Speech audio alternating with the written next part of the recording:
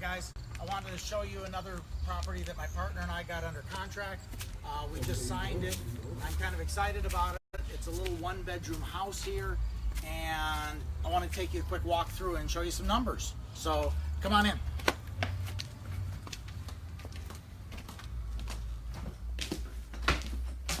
Okay, like I said, it's a little one-bedroom. This is both the dining room and the bedroom.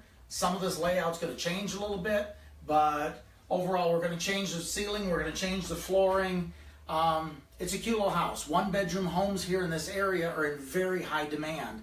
It actually comes with a tenant. He actually was the wholesale person that brought the deal to me. So he wants to stay after it's renovated, but this house is such in high demand. We also know that we could go outside the community and look at subsidized housing and all that, because there are none in the area. So the vacancy rates here are nothing, and I'll go over that here in a minute. Let me show you the layout. This is the bathroom, which is going to get changed, and I'll show you how that's going to change.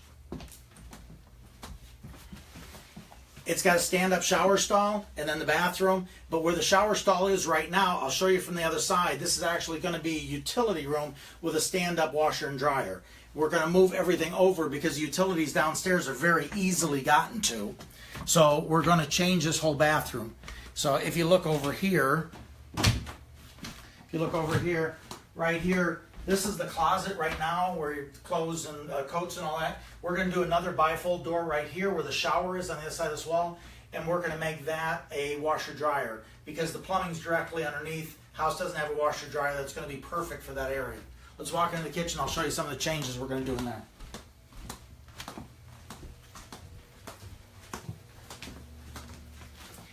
Because it's got new windows on the outside and the siding's new, we're not wanting to change the window layout, so we're kind of stuck with the way the kitchen is right now. But it's got Marlite, the shiny Marlite on the ceiling, and it's got regular 12 by 12s on the floor. We're going to change all that. It's going to have a new floor, new drywall ceilings. The cabinets get completely ripped out. The walls get out.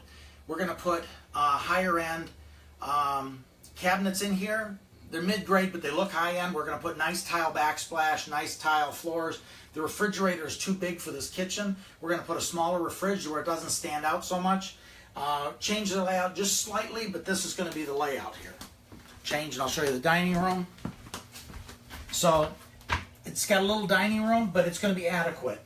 This window area here right now is open to the other side. We're going to close this completely off, and this will be just a little dining area. I'll show you what's on the other side here. What they use right now is, can you see the wood stove? We're taking the wood stove out and we're putting a furnace down in the basement, so it'll have forced air heat, so it'll be a much even heat. We don't need that space. The window will get closed off. This bathroom's going to get completely moved over, and we're going to put a bathtub here, and then the bathroom's going to be completely changed. All tile, all more modern. It's going to be bright and fresh instead of cramped and kind of dated right now. So everything's going to have a new feel to it. Let me run some numbers for you, and I'll show you what we got. I'm actually going to switch sides. So we got the house under contract for $35,000. $5,000 is what I promised the wholesaler, the gentleman that's living there now that brought me the signed contract. I'm giving him a $5,000 wholesale fee for the contract. Between it needs new shingles on the roof. The roof's good, but it needs new shingles. So we're going to do a tear off. We're going to do some new shingles, a little bit of landscaping on the outside. The layout changes here different for the bathroom, difference in the kitchen. This flooring is going to get completely pulled up, and we're going to go with the vinyl planking flooring. That's the new wave. That's what everybody's loving right now. So the little bit of tweaks and changes we're going to do here, I run the numbers, and it's about $15,000 in repair. So after repairs and after all expenses, we're about $55,000 into this project. So I got a bank lined up. I'm going to meet with them tomorrow to give me a 6.5% loan for a 20-year AM loan. So after it's 6.5 for 20 years, it comes up to be $410 a month. At $410 a month, normally when you do a house, you understand there's going to be a vacancy rate, and you figure you're going to have at least a 10% vacancy rate. But because this house is such in high demand, and it comes with a tenant, and he also would like to stay, we're actually doing that number at 0. So also the tenant he pays his own utilities. He's a long-term tenant, or else we would run some kind of numbers. But in the beginning, we're looking at a $410 a month, zero occupancy, zero utilities, because he's covering utilities. Taxes here are outrageously small. I've never seen them so small. I was so excited.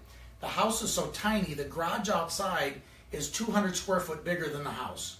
And that also shows on the taxes. I thought there was an error, but the taxes are correct. Taxes on this property in 2016 are only $88 a year. A year. That's incredible. So we know that when we buy it, the amount that we're giving, the $35,000, is a little more than what he bought it for, and we're going to increase the value by doing a new roof. That's only exterior stuff we're doing. So we're estimating that the taxes are going to go up from $88 to about $360. They are going to go up, but not much. So at $360 divided by 12, that's $30 a month in taxes. The insurance on this house with the system I've got now is about $75 a month. So all in, PITI, principal, interest, tax, and insurance, is about $515. That's a really close number to what we're going to have. The rents in this area for this house, very, very conservative, are $750. If I pushed it and wanted to go subsidized housing considers this over $1,000 a month. This house isn't worth $1,000 a month, but I know that it's worth $750. I could even probably push it to $8, but for my numbers here, I'm looking at $750. So $750 minus my cost, $515 is $235. That's cash flow. Normally, I would not look at a house that's only going to get me $235 a month in cash flow. It's great. It's a nice little side income, but that's not the kind of deals I look at. But I understand there's a huge demand and there's no availability for this style house in this area. So I know I'm not going to have a problem ever keeping this thing rented. And I know if I ever decided to sell it, that the ARV for it is roughly about 80 grand. There's no comps, so I don't have any real number to be able to get to, but I know that conservatively I can get 80,000 for it. I could probably get a smidge more, but at a fire sale I know I could get 80. I've got 55 in it. I know I could turn 80 if I ever had to. It's $235 a month in cash flow, so it's still a good deal. If it wasn't in the area that it is, if it wasn't such a house in demand, I never would be interested in it. But the numbers still work. So even on the little numbers like this, it still builds passive residual income that you can expand your portfolio on. I'm not afraid of a little house like this to be able to add to my portfolio. These little houses like this is how you add the passive income to be able to get away from the W-2 jobs, the set and the mindset where I don't have enough retirement. These are the kind of things that we're going to talk about in our next video. But I wanted to show you, this house just came across, and it's a cute little house. It won't take but 15 grand to fix it up, and it's going to bring us positive cash flow with long-term tenants. So that's what I want to discuss with you guys. I'm excited about the project. I'll see you in the next video where we actually talk about benefits of rentals. So my partner probably will do that one, and I'll see you guys soon. Bye.